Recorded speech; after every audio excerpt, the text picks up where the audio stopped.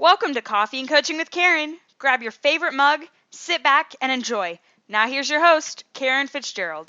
Welcome to Coffee and Coaching with Caryn. I am your host, Caryn Fitzgerald, and today I am talking with Candace Plattor. And Candace is a registered clinical counselor and the author of Loving an Addict, Loving Yourself, the top 10 survival tips for loving someone with an addiction. And I am excited because Candace is back to visit with us again. So welcome back, Candace. Thank you. Good morning. Good morning. It is a pleasure to have you back again. You share such incredibly powerful information. So I know you bless the listeners every time you're here, and I'm just grateful that you're able to be back with us. Thank you. Glad to be here. Thank you. So let's jump right in. We're at the beginning of a new year, and your specialty, your area of expertise is working with addictions and the loved ones who are dealing with addicts. Let's talk about making changes in the new year and how people that are dealing with addiction can help themselves and their loved ones can help them. Okay. You know, it's so ironic that after all of the Christmas kerfuffle, all of the stuff that we deal with at that time of year, we come to the new year and somehow the powers that be, whoever they are, have decided that this is the time when we're supposed to make all these new changes about ourselves. And a lot of people have a really hard time with that. It's like they know they're supposed to do that. They know they should do that, but they have a hard time doing that. Why do you think that is? I think that the difference between making a New Year's resolution and setting a New Year's intention is vast. The difference is amazing. Those are two very different words, resolution and intention.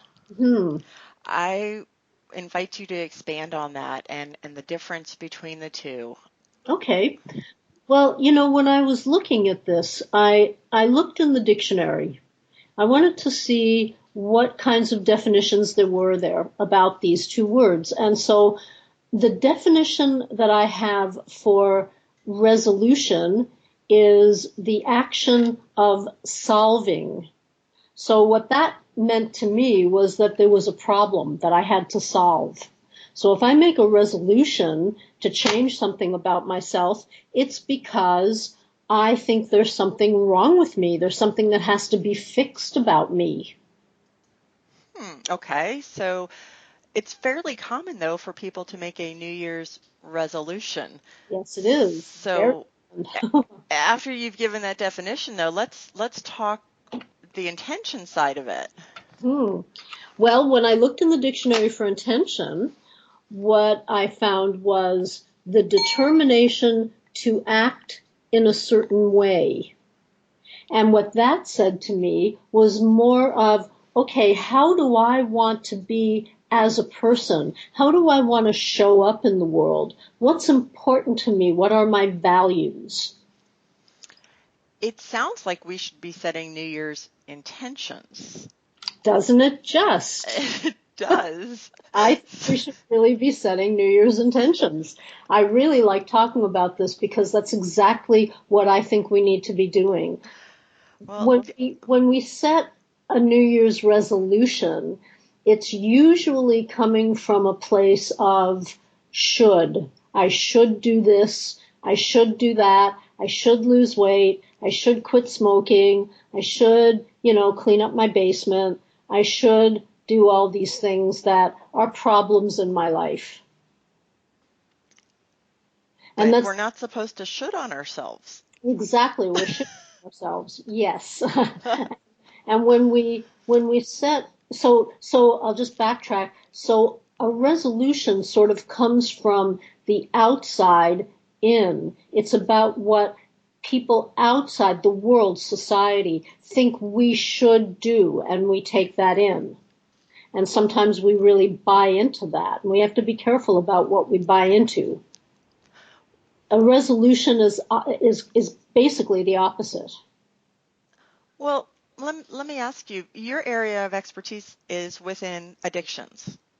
Yes, it is. So how does this all play together? Resolutions, intentions, loving an addict, Mhm. trying to help. How does this all play together? Because this is a very challenging time of year for people dealing with addiction, either personally or with a loved one. Am I right on that? Yes, it's a very challenging time of year. I think all times of year are challenging for people in this situation.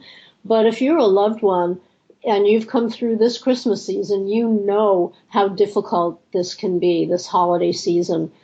So, I think when we're looking at an intention for somebody who's a loved one, they might think to themselves, well, I really want to do what's best for the addict that I love. I want to do what's best for my son, my daughter, my husband, my children, my brother, my sister. I want to do what's best for them.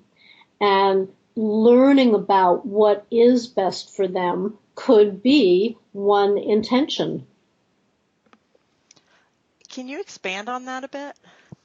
So when I work with loved ones, the basic thing I teach them is about the difference between helping and enabling and how they really, really are different. And so with enabling, if you're a loved one and you're enabling somebody, you're doing things like giving an addict money. You're driving somebody to the liquor store to pick up the alcohol. You're basically saying yes when you know you need to be saying no. And so an intention for a loved one to be able to really help an addict would be, okay, I'm not going to say yes when I know I need to say no. I'm going to start saying no when my intuition and everything tells me that I need to say no to this person. And I'm going to learn how to do that. I'm going to learn what my boundaries are, and I'll reach out for help to learn that if I need to. Candace, you always provide such clarity and such direct information. I mean, it's powerful information, but the way you deliver it, it's just very direct and very clear and concise, and I appreciate that. I love that about you. Thank you. We're going to take a very quick break, and when we come back, I'd like for us to talk more about self-respect and resolutions and intentions and how that all plays together. So we'll be right back with more Coffee and Coaching with Caryn after these messages. Stay tuned. Coffee and Coaching with Caryn will be back after these messages. Need a little more happiness in your life? Here you go. The Happiness Recipe Podcast to the rescue. Listen each week as June Klein and Sandy Weaver Carmen share wit, wisdom, and wonderful food with their guests. Guaranteed to add happiness to your life. happinessrecipe.net. Yo, attention authors, share your work on Coffee and Book Chat. Book reviews, author interviews, blog posts all about you and your book. Visit coffeeandcoachingradio.com for details today. Are you looking for quality entertainment and activities for the entire family? Then come on down to the Plaza Theater Company and Plaza Academy Dance Studio, located in Cleburne, Texas. The Plaza Theater Company is an award-winning community theater that presents 10 productions a year, performing every single weekend. If you have a child that enjoys acting, dancing, or singing, then you can enroll them in the Plaza Academy Dance Studio. For more information, visit plaza-theater.com or call 817-202-0600. Welcome to Coffee and Coaching with Caryn. Grab your favorite mug, sit back, and enjoy. Now here's your host, Caryn Fitzgerald. We are back with Coffee and Coaching with Caryn. I am your host, Caryn Fitzgerald, and today my guest is registered clinical counselor Candace Plattor. And Candace is the author of Loving an Addict, Loving Yourself, the top 10 survival tips for loving someone with an addiction. And Candace, before the break, we were talking about the difference between intention and resolution and enabling and helping. Right. And let's touch a bit on self-respect. Which of these is more self-respecting to do, and why? Well, I think, first of all, I love the whole topic of self-respect. It's one of my favorite things to discuss. So thank you for bringing it up. I really think that intentions are much more self-respecting than resolutions. And it goes back to what I was saying before about how a resolution often has the flavor of something from the outside in, what we're buying into societally. When, I'll give you a personal example. I know that I need to go to the gym more, and I really do. Don't we all? This is a real example from my life. When I tell myself that I should be doing this, that I should be getting up earlier so that I can, get to the gym before I meet with my clients and all of that, I don't do it. Interesting. Because I feel really overwhelmed emotionally by the thought of doing this. I'm shooting on myself, as we were saying before. And I hadn't really bought into why. I was buying into the fact that society tells me that I should do this, but I wasn't really looking at and reflecting on how that would be best for me. What really works for me? What do I need to do so that I respect myself at the end of the day? And what I know is that if I got more exercise, I would respect myself more.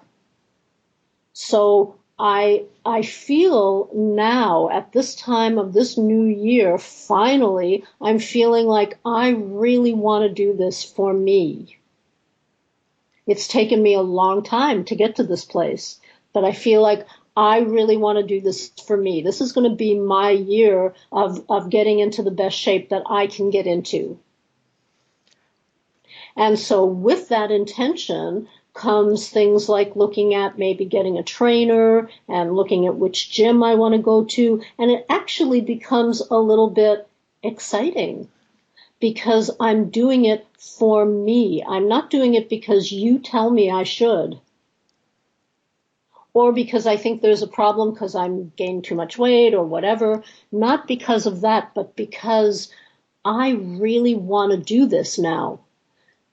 Does that make sense? It makes a lot of sense, and I was getting excited as you were talking about it because I'm thinking of the creation of the plan and putting it into motion and the fun of superseding the goals, going in there and maybe being able to lift 5 pounds and then, 6 months later looking back and going, wow, I'm lifting 25 pounds or whatever it is, wearing a different outfit or wearing something that fits differently because it's just the way the body changes and the fat drops off and the muscle increases and the stamina increases, and that affects the entire, everything from your mindset to your your relationships, the intimacy, everything changes when you feel good about your body.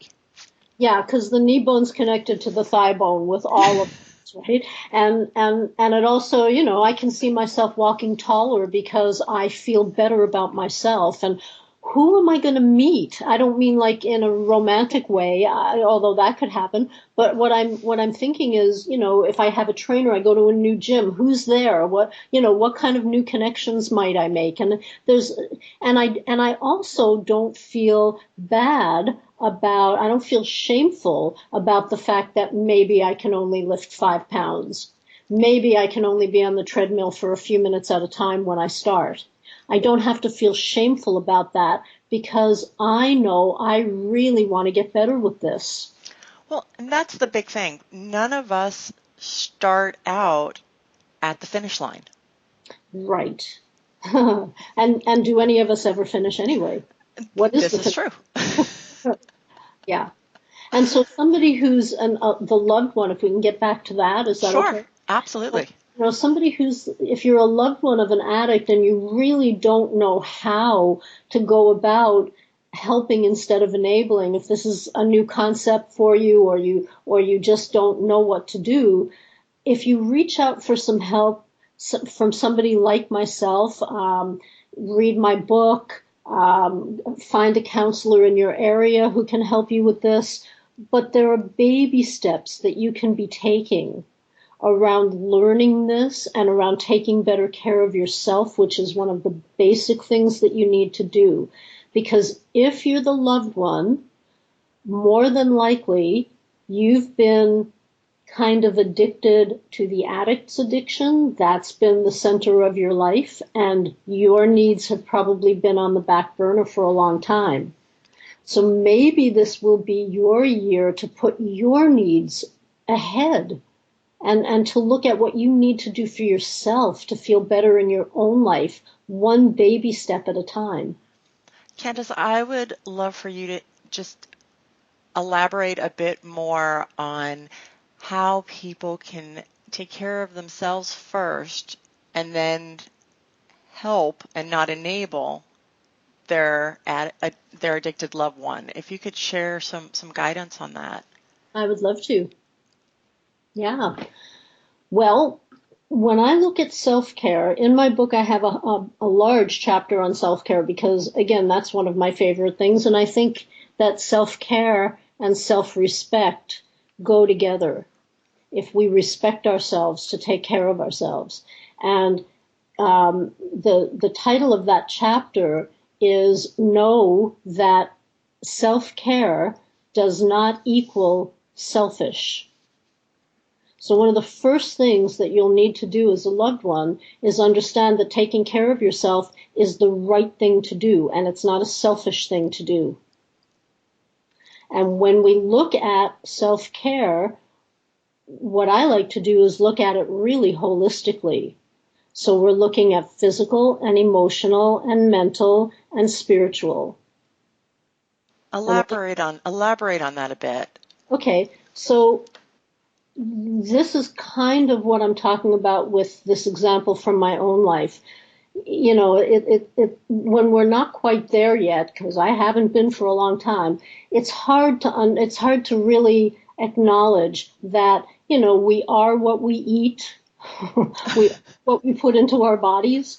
Our bodies respond to that. Our bodies respond to whether we exercise our muscles, and our bodies respond to what I think our bodies respond to how we dress ourselves and how we accessorize ourselves and whether we care enough to file our nails, you know. I mean, I think physical self-care is a really important part of self-care. How we show up in the world physically really matters, and we feel it inside. I agree. I know there's a difference for me when I walk out of the house with my hair done and some makeup on, wearing something that feels good versus a pair of sweatpants, flip-flops, and my hair on top of my head. There's a big difference, and it's subconscious, but it does radiate out as well. So I think that you're exactly right. And you know what, Caryn? Every once in a while, I let myself have a no makeup day, and I actually do go out in the world with no makeup, and I feel really good about that too. I like being able to do that. Doesn't happen that often, but I like being able to do that. So physical, you know, maybe a baby step for you would be to go get a mani-pedi, you know, and to take care of yourself that way, and maybe get some highlights in your hair, or buy a new outfit or something to help yourself feel better physically. Cook a good meal. Cook a meal that you know is nourishing, that's tasty but also nourishing. Start looking at those kinds of things for the physical. Well, let's talk more about the emotional. Well, the emotional is such a huge part of everything. If we're not feeling good emotionally, if we're not feeling self-respecting emotionally, it's going to permeate everything.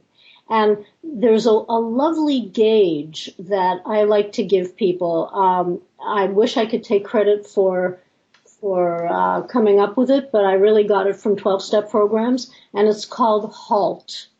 HALT. So H stands for hungry, A is angry, L is lonely, T is tired. So hungry, angry, lonely, tired. When you're not quite feeling yourself emotionally, when you're not quite feeling like you're okay, something's off, and you're not quite sure what it is, halt, stop, look inside. See if you can look at whether it's something physical. Am I hungry? Do I need a snack? Is my blood sugar low? What do I need to do for myself physically right now? Is it emotional? Am I angry? Am I sad? Am I scared? How am I feeling right now? Is something going on for me emotionally that I need to look at? Am I lonely? Do I need to call my best friend and have a play date? Mm-hmm. Do I need to tell my partner that I want to go out on a date with him? What do I need if I'm feeling lonely in my life? And loved ones of addicts, you're often feeling lonely in your lives. And it's up to you to figure out what it is that you need, because most people aren't going to know what you need. You know what you need. And we need to go deeper to find that. And tired is, do I need a nap? I love naps. I think naps are one of the greatest inventions ever. So am I tired? Am I getting enough sleep? Do I maybe need to go to the doctor and talk, or a naturopath and talk about the fact that I'm not getting enough sleep? That kind of thing. It's a great gauge. I love that gauge. That's one of my favorite. We are going to take a very quick break, and when we come back, we're going to talk about how to get clarity. And we're going to learn more from Candace Plattor after these messages. So stay tuned. We'll be right back with more Coffee and Coaching with Caryn. Stay tuned. Coffee and Coaching with Caryn will be back after these messages. Hey Lily, do you have lines, wrinkles, or low energy? Yeah, I do. Well, change it all now. Look and feel younger from the comfort of your own home today. How? Visit 10yearsyounger.now.com for your free personal consultation. Thanks, guys. You're welcome. Looking to monetize your passions? Ready to get paid for doing what you love? Contact Caryn at coffeeandcoachingradio@gmail.com and get creative strategies for developing income while doing what you love.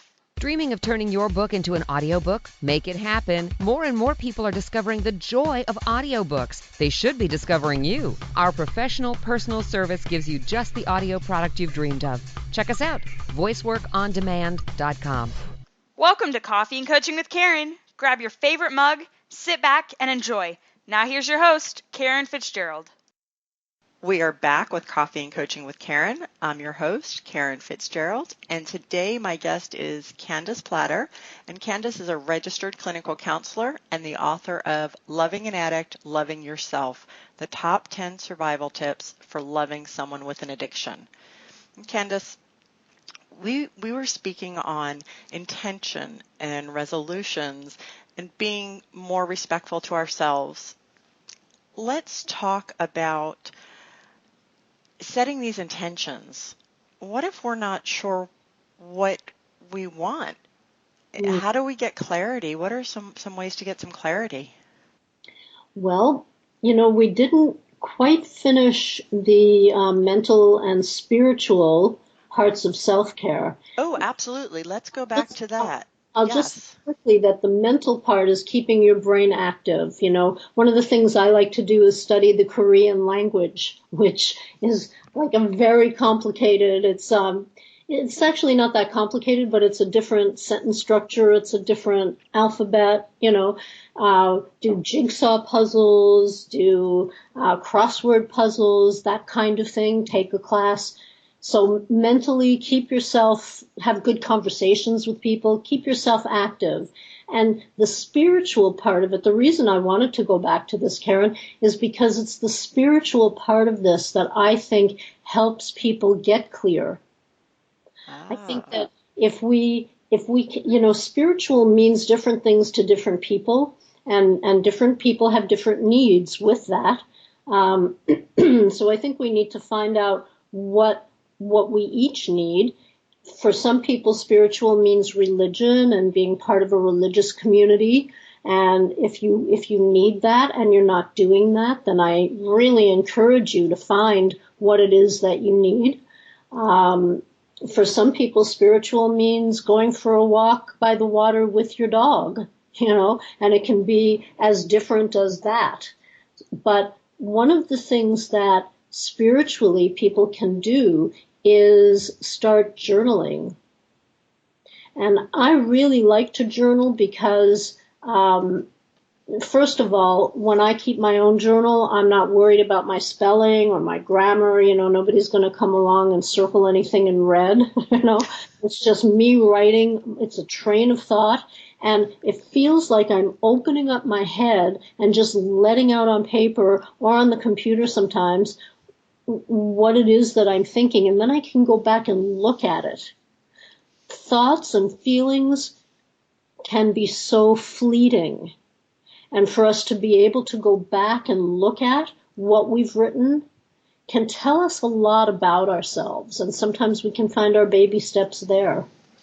Oh, wow. It's also extremely important because we get to see our language, what's going on in our head on paper, and we can adjust accordingly.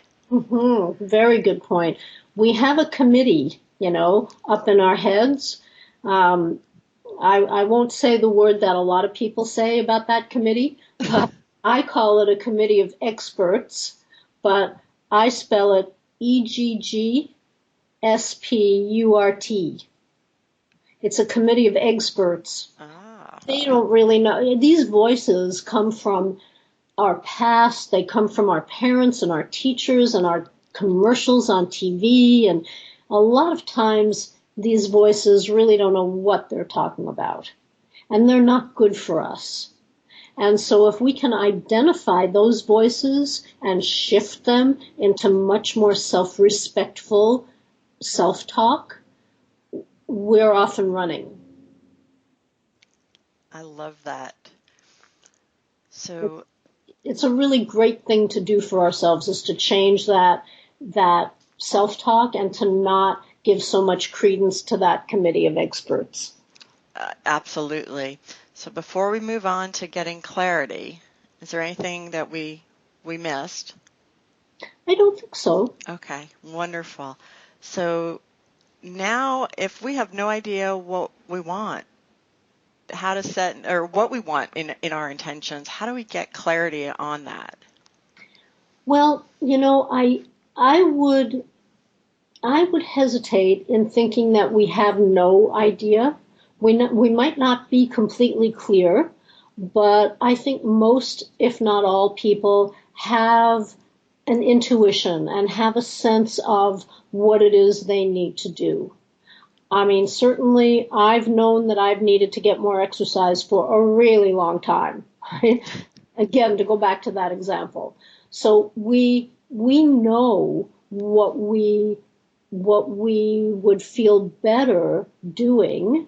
We know what would make us feel better about ourselves, how to get that, how to do it, why it's important to do it. Those are the things that we need clarity on. So it's more of, we know what's there. It's actually listening to the powerful intuition that we all have and recognizing it for what it is, and moving forward, creating intentions around that. Am I understanding that? I think so, yeah. And, I would invite anybody who's listening right now to just take a piece of paper and a pencil and just write down one or two things that you already know inside yourself, that you would feel better about yourself if you did differently. You would feel better about yourself. One of the intentions that I have is to be kinder to people. That's really in alignment with my values. I'm not always kind in the way that I think, in the way that I want to be kinder. I know that everybody has their own journey and their own issues and that we're all dealing with something every single day. And so if somebody is rude to me, that's about them, and that I want to be able to be compassionate about that. I want to be able to be kinder about that, while also having boundaries about how I allow somebody to treat me. But I just want to make sure that I'm being that person. And so that's an intention that I set for myself. I set it for myself often. It's not something that I would necessarily set as a New Year's intention, because I think for me, I think about it often. But there are going to be things like that people know that they want to be different with inside themselves, that are in alignment with their values and how they want to show up in the world. Beautiful. I am glad you said that is an intention you set more often and frequently. It's a beautiful intention. It's a beautiful gift. So do we have to wait until the start of a new year or even a new day to create and set a new intention?